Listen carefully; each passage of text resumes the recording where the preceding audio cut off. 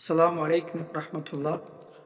அன்பான மக்களே, நாமெல்லாம் ரமலானுடைய கடைசி பத்தில் இருக்கிறோம். இந்த கடைசி பத்தில் தான் புனிதமான பல சிறப்புகள் வாய்ந்த அந்த லைலத்துல் கத்ருடைய இரவு இருக்கு.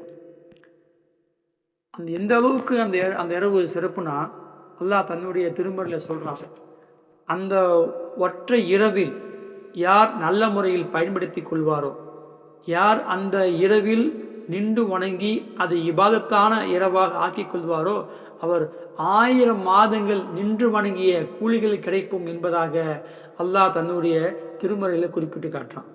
கொஞ்சம் யோசிச்சு பாருங்க, ஒரு நாள் இரவு தான். அந்த இரவில் யார் சரியான முறையில் பயன்படுத்துகிறாங்களோ, அமல் செய்கிறாங்களோ, அவங்களுக்கு கிடைக்கிற கூலி என்ன, கிடைக்கிற சிறப்பு என்ன, 1000 மாதங்கள் நின்று வணங்கிய கூலி கிடைக்கும் என்பதாக அல்லாஹ் தன்னுடைய திருமறையிலே சொல்கிறான். அப்போ எவ்வளோ முக்கியத்துவம் கொடுத்து நம்ம எவ்வளோ முக்கியத்துவம் கொடுக்கணும் அப்படிங்கிறத நம்ம யோசிப்பதற்கு கடமைப்பட்டிருக்கிறோம்.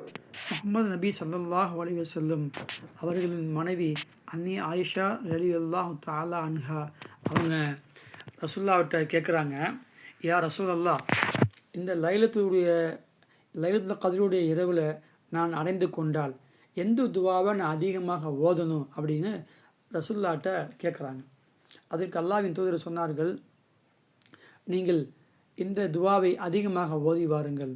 அல்லாஹும்ம இன்னக்க அஃபுவுன் துஹிப்புல் அஃபுவ ஃபஅஃபு அன்னி.